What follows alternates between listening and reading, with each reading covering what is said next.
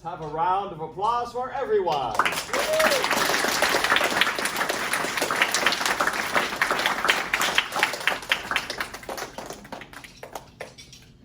So today I want to talk to you about something very important.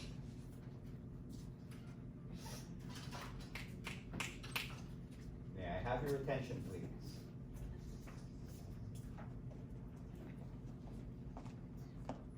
How to practice. How to practice. First of all, when is the best time to practice your Kung Fu? When is the best time? Anytime that you're possibly not doing anything, you can practice.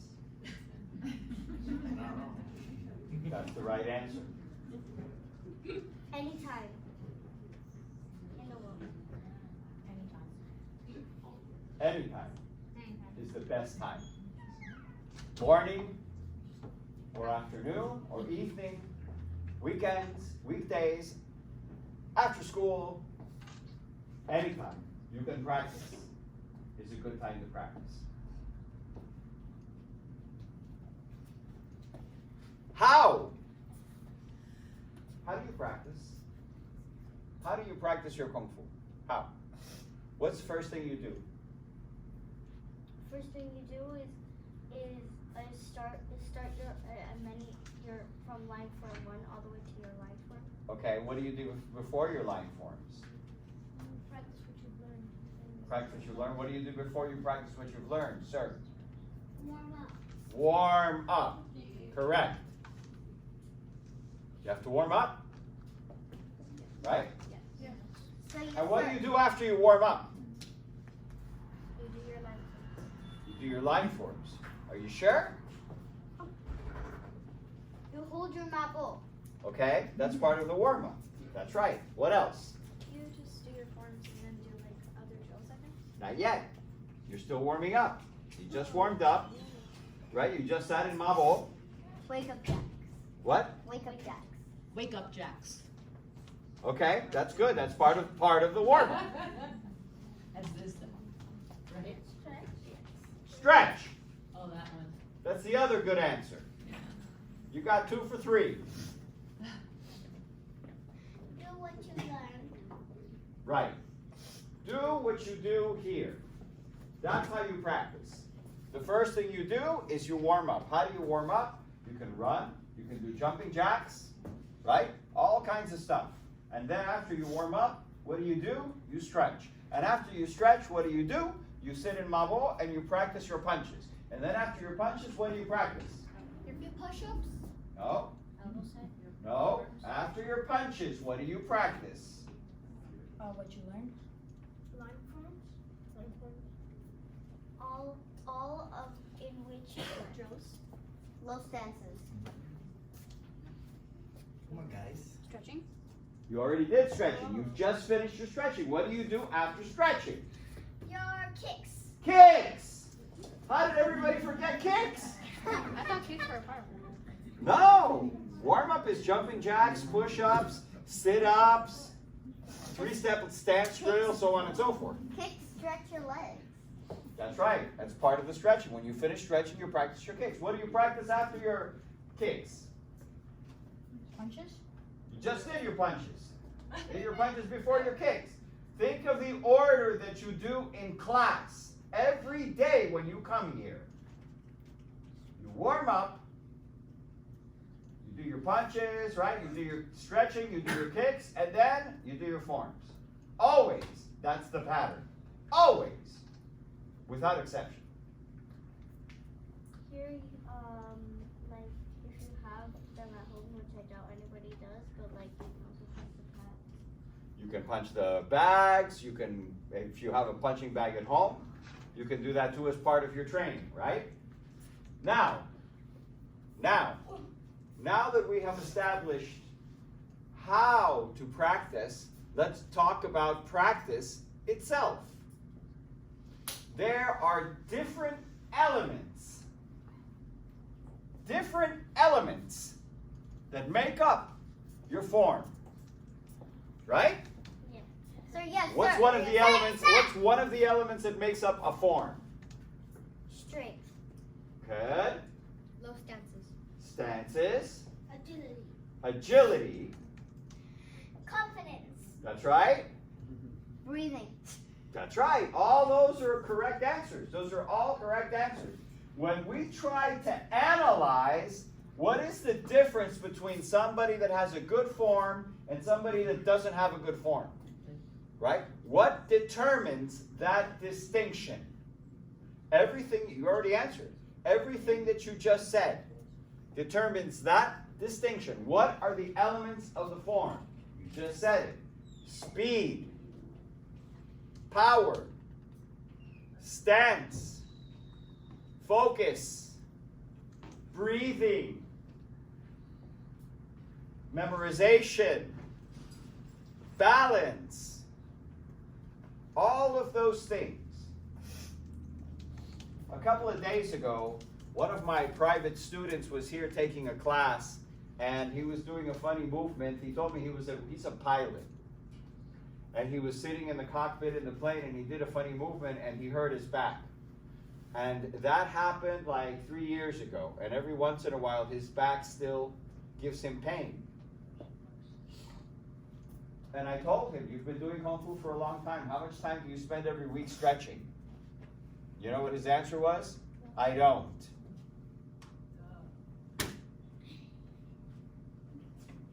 Okay? Then suffer. Be in pain. Because that's what happens. For some reason,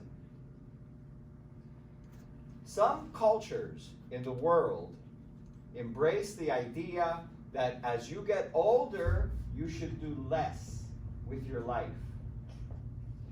As you get older, you should slow down. Oh, I'm going to retire. I don't need to go to work anymore. I'm just going to stay home, sit down, and watch TV. Have fun. Big mistake. Big mistake. What? When I started Kung Fu as a child, I practiced every day. And on the weekends, when I got to go to my grandmother's house, I would practice and practice and practice 3, 4, 5 hours a day. I used to sit in front of the TV. I used to watch TV. You know how I used to watch TV? Stretching. I would be in a straddle split watching TV.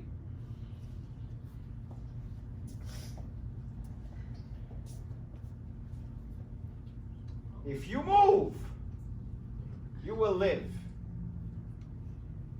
If you are still, you will die. Stillness, what is stillness like? You don't move, you just. But what is it? What is it like? It's kind of like. Is it like living? It's not so much No. moving. It's like a stone. That's right. It's like a stone. Is a stone alive? No. No. Death. It's more like. Stillness is like death. And unfortunately, we have a culture that teaches us that as you grow older, you should do less. That's a big mistake. In China, they don't have that belief. In many cases, because they can't, because they have to work into their old age. But in many cases, there's other examples, like for example, people that practice Tai Chi, right? My master practiced Tai Chi till he was in his 90s, till he died, till the day he died. Understand? Sir, So yes, sir. So when you practice, okay, pay attention now, we're almost finished. When you practice, the quality of your practice is just as important, if not more important, than your practice. In other words, if you're going to practice, but you're going to practice sloppy, that's no good. No good. You make your Kung Fu worse and worse and worse. You have to practice with the proper elements. You have to pay attention to posture, You have to pay attention to focus. You have to pay attention to speed, power. All of those different elements that are required. When you put all of those elements together, you don't end up with a sloppy form, but instead you end up with a clean, perfect form. That is Kung Fu. Until you get to that point where your form is perfect, you still have not achieved Kung Fu. If your form is sloppy, you are not practicing Kung Fu. You're just practicing sloppy. All of those elements are vital to bring forth success in your training. And if you understand the elements of success in your training, you will be able to apply those elements to all the different parts of your life. When you decide to go to school, if you decide to go to college, if you go to the university, if you become a doctor, if you become a lawyer, all of those elements of detail and study and practice are relevant to every aspect of your life. All of it. That is what Kung Fu means. Kung Fu doesn't mean anything about fighting. That's what people think. Oh, Kung Fu is about fighting. No, it's not. Kung Fu is about life. That's what Kung Fu is about. Do you understand? Sir, yes, sir. Good. So when you get home tonight and this weekend, when you're not going to school and you have some time off, maybe sit down and do some meditation and think about what we talked about during or after your Kung Fu practice, which I know you're going to do this weekend because you got the weekend coming, a 3-day weekend. Wow, 3 days to practice. How cool is that? Right? Yes, sir. All together. Join! Remember, we're going to take the picture afterwards, so don't storm off. You all did great. Keep up the good work. Student motto. Show courtesy. Bow. Congratulations.